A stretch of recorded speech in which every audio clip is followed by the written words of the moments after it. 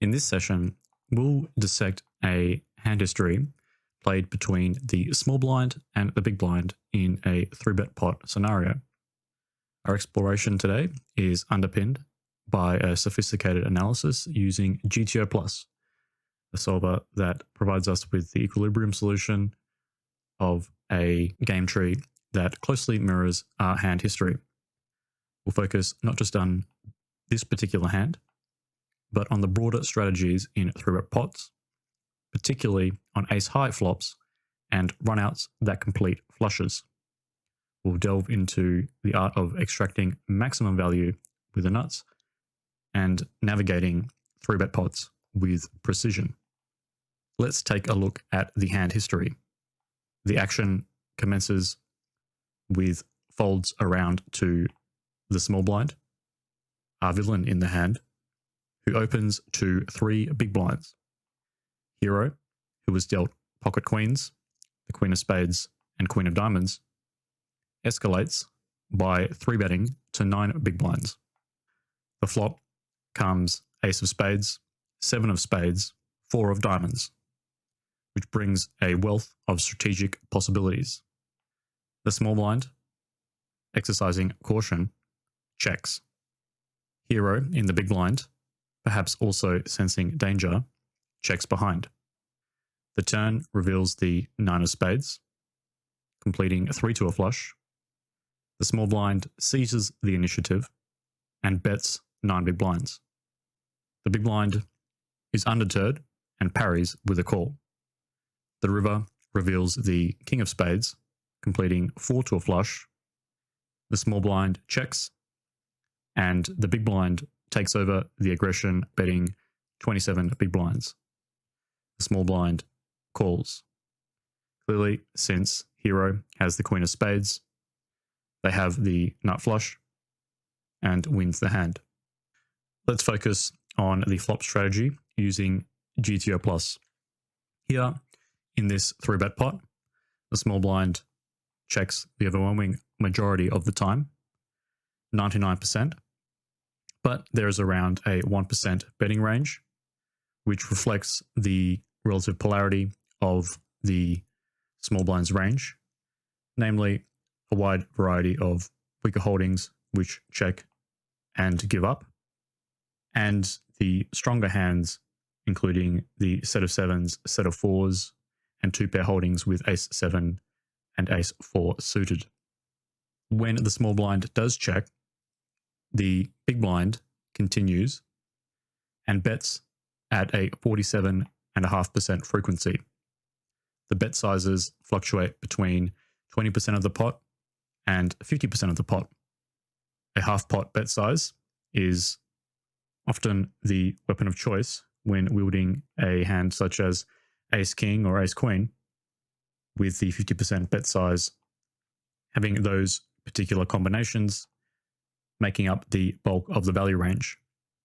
The 50% bet size also includes some 2-pair combinations such as ace-7 and ace-4 for value, but note that this bet size does not have any of the sets, so no set of 7s and no set of aces.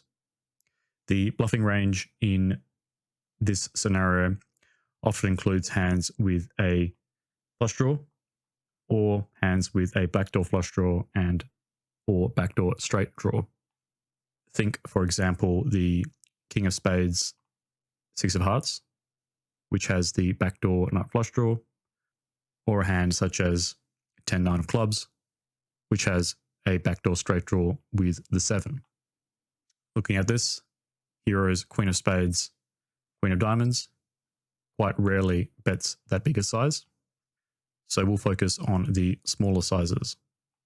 The smaller sizes, such as 35% and 20%, are less polar, featuring more middling hands, such as the weaker top pairs, and pocket pairs, such as 8s through kings, as well as some middle pairs of 7x. These weaker holdings will bet the flop and often check back the turn in an attempt to get to showdown on the river. The bluffing range is fairly similar in construct as for the larger bet size. However, there are just fewer bluffs overall. For example, the 10-8 has a backdoor straight draw with the 7. A hand such as Queen Jack or King Jack has a backdoor straight draw with the ace.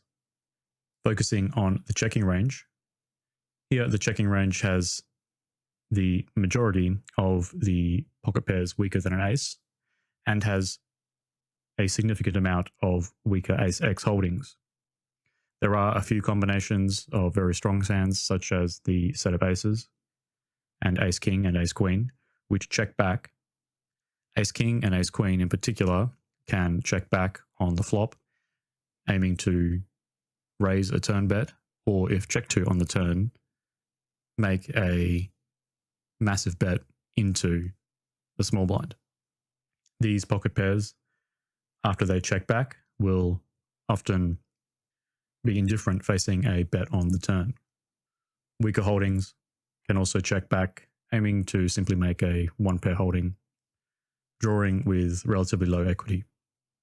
In this line, we can see the hero's Queen of Spades, Queen of Diamonds, and we'll take a look at the Nine of Spades turn card. Continuing the hand, the Nine of Spades comes through, which adds more layers of complexity with the completion of 3 or flush. In this critical juncture, the small blind wields 2 weapons in terms of bet sizes, the full pot bet and the half pot bet. Let's take a look at each of these. First, we'll consider the full pot bet, which is very polarizing. Namely, the value range in the full pot bet is simply 2 pair or stronger. Many of the 2 pairs, sets, and flushes bet quite large for value. There's a large bluff to value ratio, with bluffs here representing around 60% of the range. The bluffing range itself is often a variety of straight draws, weak pairs, flush draws, and really includes some hands such as 7-6, which can outdraw an ace by drawing to either 2 pair or trips on the river. Note that for a bet size this large, the bluffing range should aim to have some ability to outdraw top pair. Against the half pot bet, the bulk of the calling range is in fact top pair itself, but the big blind will also call plenty of other pairs with a flush draw. For example, against this pot size bet, heroes Queen of Spades, Queen of Diamonds is equity bound to call. Looking at the half pot bet size, this range is dominated by the top pair holdings in the small blind's range. Many top pair hands, such as Ace-10, Ace-Jack, and Ace-Queen, make it into this range, aiming to deny equity from the big blind's flush draws. Facing this half pot bet, all pairs with a flush draw will continue, including heroes Queen of Spades, Queen of Diamonds. Given the fact that small blind with this betting range has the value component of mostly top pair, the big blind's top pair holdings will all continue as a call. Many second pair holdings will also be continuing. However, 9x holdings without a flush draw will often be indifferent between calling and folding.